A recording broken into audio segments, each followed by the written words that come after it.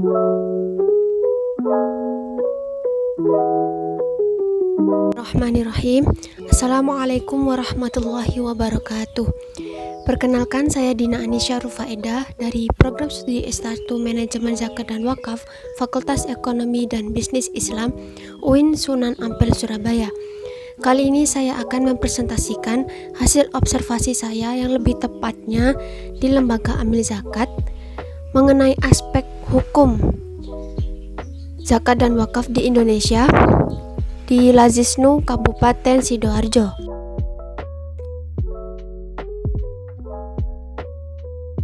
Saya akan mempresentasikan hasil observasi saya yang dimana saya mewawancarai langsung Ketua NUKER Lazisnu Kabupaten Sidoarjo dengan Bapak Muhammad Ihsan, Sarjana Sosial. Beliau selaku Ketua NUKER Lazisnu Kabupaten Sidoarjo, yang dimana NUKER Lazisnu Sidoarjo merupakan lembaga organisasi nirlaba yang bertujuan untuk memungut atau menghimpun dana zakat, infak, sedekah untuk masyarakat luas di daerah Sidoarjo dan sekitarnya. Baik, untuk materi yang saya wawancarakan ialah materi aspek dan hukum zakat dan wakaf di Indonesia. Mengenai yang pertama, materinya ialah hubungan antara hukum Islam dengan hukum nasional. Di lembaga NUKER Kabupaten Sidoarjo ini sudah menerapkan hukum Islam dengan menggunakan dasar yang sesuai dengan syariat Islam, karena di sini juga ada Dewan Syariat yang memantau lembaga serta pengelolaan ziswaf sudah sesuai. Nah, untuk mentasarufkannya, persentase amil serta mustahiknya itu sudah ditentukan oleh syariat Islam, jika untuk membagikannya berdasarkan dengan 8 asnaf, yang dimana 8 asnaf itu dibagikan kepada mustahik atau dimana orang yang berhak mendapatkan zakat, infak, dan sedekah. Nah, hukum zakat dalam perspektif hukum nasional sendiri menurut Bapak Ihsan selaku Ketua Lazisnu Kabupaten Sidoarjo, konsepsi zakat sebagai satu bagian dari rukun Islam merupakan salah satu pilar dalam membangun perekonomian umat, tidak hanya bersifat ibadah ritual saja, tetapi mencakup juga dimensi sosial, ekonomi, keadilan, dan kesejahteraan manusia. Pemerintah telah mengatur zakat dalam peraturan perundang-undangan untuk memaksimalkan pengelolaan zakat. Selanjutnya ialah dengan materi regulasi zakat di Indonesia. NUKER Kabupaten Sidoarjo atau Lazisnu Kabupaten Sidoarjo ini meningkatkan potensi zakat di kalangan masyarakat, bahwasanya ada hak sebagian para duafa, fakir miskin yang berhak memperoleh haknya zakat, dan memberitahukan ke masyarakat umum untuk melaksanakan zakat, khususnya zakat mal, zakat profesi, dan zakat fitrah. 3 hal penting tersebut sangat penting disosialisasikan kepada masyarakat agar mengetahui bagaimana berzakat dengan baik dan benar sesuai syariat Islam. Selanjutnya ialah jika terjadi permasalahan di penanganan zakat, Kabupaten Lazisnu untuk menanganinya ialah contohnya seperti kita harus berzakat di Lazisnu. Ada seseorang yang mengatakan seperti itu. Bahkan padahal di UPZ masjid daerah kita ada menerima zakat, mengapa harus di Lazisnu? Nah, untuk menanganinya permasalahan tersebut, Bapak Ihsan menjelaskan selaku Ketua Lazisnu Kabupaten Sidoarjo bahwasanya kita melakukan pengelolaan zakat berdasarkan aturan pemerintah dan aturan agama Islam. Jadi sesuai atau secara syar'i lembaga sudah mendapatkan izin syar'i yang diputuskan oleh umaroh atau pemerintah kita. Nah, kita juga mendapatkan izin dari Kemenak sebagai kepanjangan tangan dari pengurus pusat Lazisnu di SK sebagai pengurus Lazisnu di daerah. Dan kita juga lembaganya sah secara syar'i untuk menghimpun dana zakat di tengah masyarakat. Dan kalau masyarakat belum mendapatkan izin syar'i, Contoh, amil yang tidak ada SK sebagai amil zakat itu disebut amil perorangan, tapi tidak mendapatkan hak sebagai amil. Tugasnya hanya menghimpun dan tidak dapat mendapat bagian, sedangkan amil yang sudah sesuai syariat Islam dan sudah sesuai dengan syar'i dan sah boleh mengambil bagiannya maksimal 2,5%, serta sisanya bisa ditasarufkan kepada mustahik atau orang yang berhak mendapatkan zakat, infak, dan sedekah. Nah, untuk materi yang ketiga ialah organisasi pengelolaan zakat. Di beberapa tahun ini banyak lembaga zakat yang menggunakan dana zakat untuk pembangunan masjid, musola, dan sekolah Islam tertentu dan sebagainya. Setahu saya di golongan 8 asnaf yang berhak menerima zakat tidak ada ketentuan seperti itu.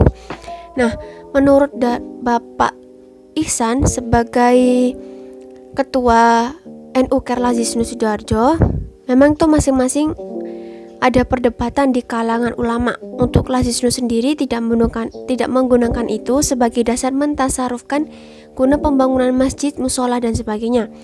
Kita semua pure sesuai dengan hukum syar'i dengan 8 asnaf, dan masih dalam perdebatan ada yang membolehkannya, tapi tertuju pada salah satu golongan, yaitu fisabilillah, di jalan Allah, dengan memanfaatkan zakat guna pembangunan masjid dan lain-lain. Nah, di NU Care juga telah menerapkan prinsip good corporate governance baik dalam motivator untuk lembaga maupun seluruh staf Lazisnu. Itu sudah diterapkan oleh lembaga Lazisnu. Dahulu sudah diterapkan pada tahun 2016, hanya saja akhir-akhir ini sudah putus hubungan dikarenakan sudah menerapkan apa yang sesuai syariat agama atas keputusan wewenangan yang di atas. Untuk materi yang keempat ialah mengenai perizinan lembaga zakat. Untuk Lazisnu Kabupaten Sidoarjo mengenai perizinan lembaga zakat yang melakukan pengawasan atas mengontrol segala kegiatan serta operasional secara keseluruhan di Lazisnu Kabupaten Sidoarjo ialah Basnas Kabupaten Sidoarjo, baik dalam pengelolaan maupun pendistribusian. Nah, untuk pengawasan yang dilakukan Basnas atau Kemenak itu nantinya akan dimintai pelaporan pengelolaan ZIS di Lazisnu. Dilakukan pelaporan per tahun dalam bentuk tertulis. Untuk laporan per bulannya, Lazisnu memberikan majalah bulanan kepada para donatur yang dimana di halaman belakang terdapat laporan per bulan atau tahunan, sehingga para donatur puas dan lebih percaya menitip amanahkan kepada Lazisnu Kabupaten Sidoarjo dalam pengelolaan zakat, infak, sedekah yang baik. Materi selanjutnya ialah syarat amil zakat.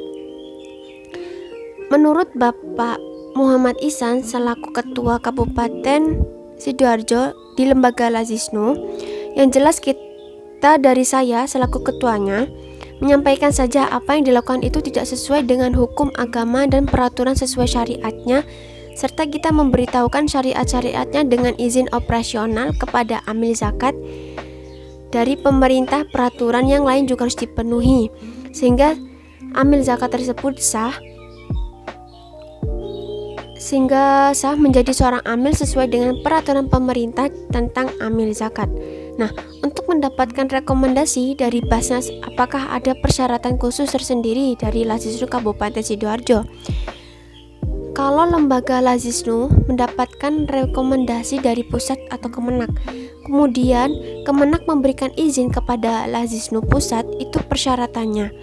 Persyaratan ialah minimal dulu perolehannya zakat mencapai hingga kurang lebih 10 miliar secara nasional. Jadi syarat yang ditentukan atau yang ditekankan oleh Lazisnu terdapat dari pusat saja, dan kita dipisahkan oleh pusat dalam hal peraturan Lazisnu cabang Kabupaten Sidoarjo, bukan dari daerah atau bas daerah. Untuk materi yang ke-6 ialah materi yang terakhir mengenai peraturan daerah atau perda zakat di Indonesia. Dalam undang-undang perda terdapat perubahan beberapa kali diubah, dan apakah berdampak dengan lembaga zakat jika peraturan undang-undang berganti?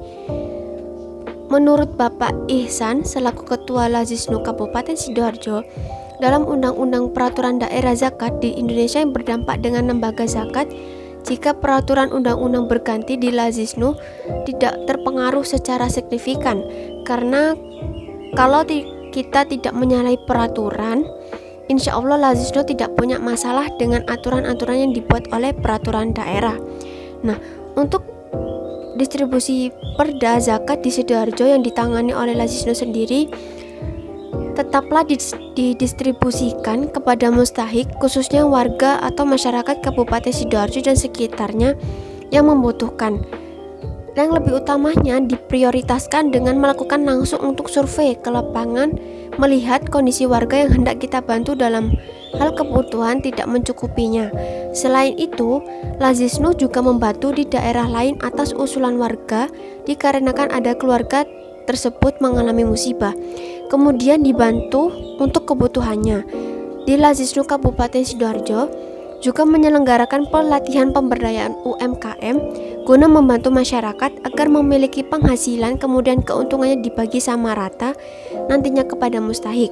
Selain dapat bantuan usaha, mereka juga mendapatkan ilmu yang nantinya bisa dikembangkan lebih baik lagi untuk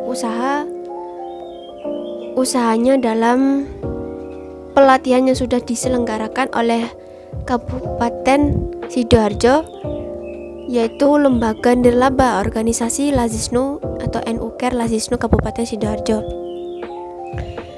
Baik, itu saja yang saya sampaikan dari hasil observasi wawancara dengan Bapak Muhammad Ihsan selaku Ketua NUKER Lazisnu Kabupaten Sidoarjo.